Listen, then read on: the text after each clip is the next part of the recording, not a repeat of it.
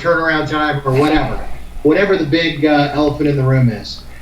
What's your thought about addressing it up front before your prospect even mentions it?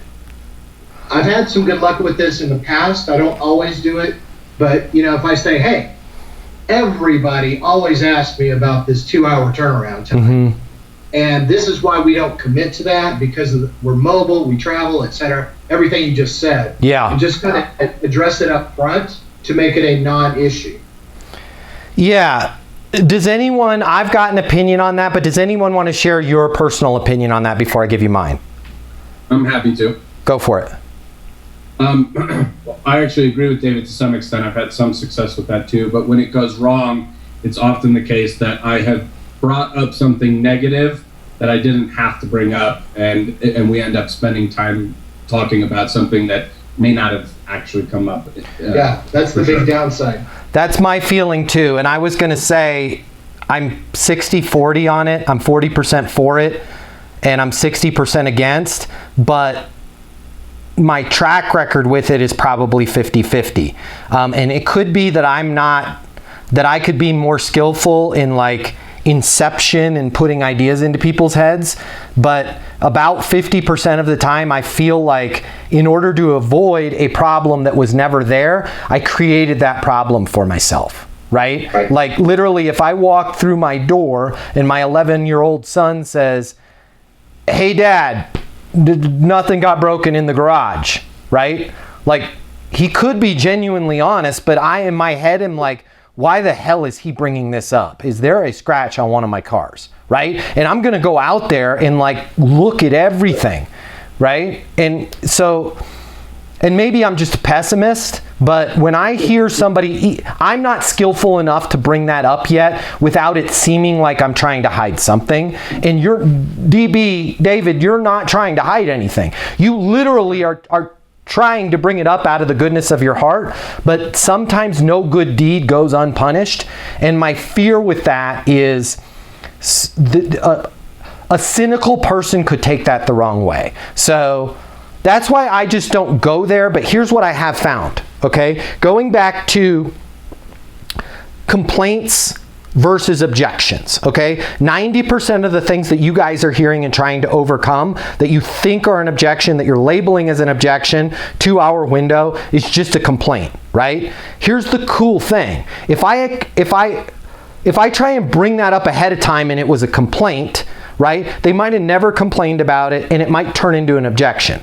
If it's always going to be an objection, here's what I found. It will come up, right? And I would rather address it when it comes up. And when it comes up, I'm just going to treat it as a complaint, right? I'm going to agree. I'm going to move forward, right? I'm going to ask them for their suggestions, right? Which Can was doing a lot of that, right? She got like through a bunch of steps there, right? She could have added step 6. Hey, just out of curiosity, is the fact that we don't have a 2-hour window, is that stopping you from moving forward with us? And look at my face on that. Listen to my tonality. Just out of curiosity, Can, is the fact that we don't have a 2-hour window, is that stopping you from doing business with us?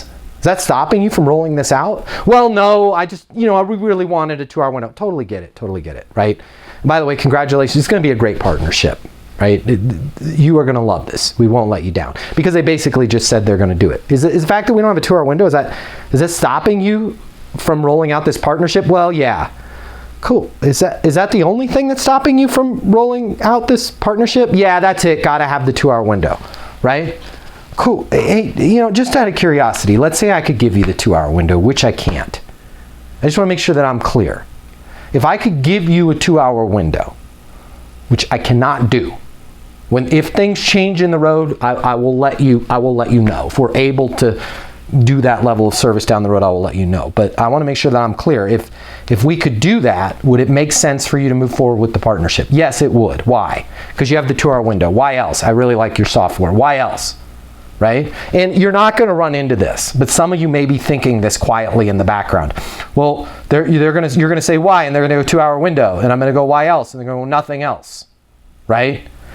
You can't be afraid to do this stuff because of one smartass that's going to go, well, that's it. Because if that's it, then you need to spin the tables back on them. right? And then you need to label that and say, sounds like we're not a fit, right? You have to have the courage to label that. Eric, based on what you're telling me, that the chief reason, the big of the big reason, the only reason you want to do this is a 2-hour window of support. That's right, Matt. Yeah, it sounds like we're not going to be a fit. Whoa. Right? And even if he shut me down all the way on that, be like, oh, okay, I wish you could have it. Yeah, that's a shame, Matt. I wish you could make this work. It makes perfect sense, Eric. Hey, we will be here when you need the service that we offer. We'll be here when you're in a position to be more flexible with the service windows. You know, I wish we could make it happen right now. We just simply can't. But we'll be here when you need to increase top line revenue and reduce expenses. Fair enough? Yeah, that seems fair. Hey, Eric, could you do me one favor? You bet. You know, when you're, and I'm not sure, but there may be another company. It sounds like you have another company on deck that's able to make good on that 2-hour window. When you're talking to them, when you reach back out to them, do me this favor, Eric. If anything feels out of sorts at all, you feel like, okay, they're able to give me the window, but if everything's broken all the time and I'm having to call them on that window, that's not good. Or you reach out to them right now and they don't call you back. Or you start to look and you notice there's like no reviews of what they offer. Or you call them back, you get back into it, and now they turn it around and say, oh, well, wait, there's an asterisk. Because I've seen that happen before. There's an asterisk on the 2-hour window, right? It's a good faith 2-hour window or whatever it is. Eric, if anything feels out of sorts, or when you revisit that 2-hour window, now all of a sudden their stories change. Will you do me this favor, Eric? Would you give me a call? Because I want you guys to have the right solution for you, but only you can make that decision. I think it's with us, but I cannot in good faith commit to something that may not humanly be possible. Make sense? Makes sense. Appreciate your honesty. I wish we could work together. Absolutely. Boom. And then I'm putting him back in my sustainable pipeline, because this is something that a lot of us have to deal with, is unscrupulous competition, right? Oh yeah, absolutely. We'll do the 2-hour window for you, knowing that you're going to sign the agreement and they're going to screw it up, right? But then they have you under contract. But you can't really say it in those words, right? Because they would be like, that's what I expect somebody who can't give me a 2-hour window to say. So it's a totally different story if I let you go, right? Put a label on it, let you go. Sounds like that's your number one reason, and that's something I simply can't commit to. Yeah, that's it. Yep. I wish we could work together. We will be here when, and you need to come up with your blank. My blank in sales training is, we will be here when you need sales and top line revenue, right? I don't say we will be here when you need sales training. Right? I don't say we'll be here when you need a CRM or a website or whatever it is that you guys sell. You got to come up, what is the end result? The end result of working with me is sales and top line revenue. So I don't say sales training. Nobody hires me for sales training. They hire me because they want sales and top line revenue, right? No problem, Eric, we'll be here when you need sales and top line revenue. Cool, I appreciate it. And then check that out. Just a little slide.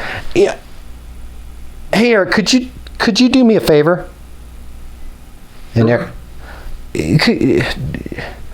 do me this favor, as you're calling other training companies, as you reach back out to them, bump, and then go into that story, right? And then here's what you do. You don't talk smack about the competition. You just chink, chink, chink, chink, chink, start setting the bar really high. Maybe they don't respond to your email. Maybe they don't call you back. Maybe you look at their portal a second time and it's not how you remember it. Maybe you dig into that 2-hour guarantee with them and their story changes, right? That is a totally different perspective than, oh yeah, a lot of people do that and their story changes, right? I would expect Eric to say that because Eric can't give me the thing I want. But if Eric lets me go and say, hey, I can't give that to you, and then says, hey, will you do me this favor if anything changes? And then these words are so powerful, right? Write this down if you guys have a sword and shield. Write this down.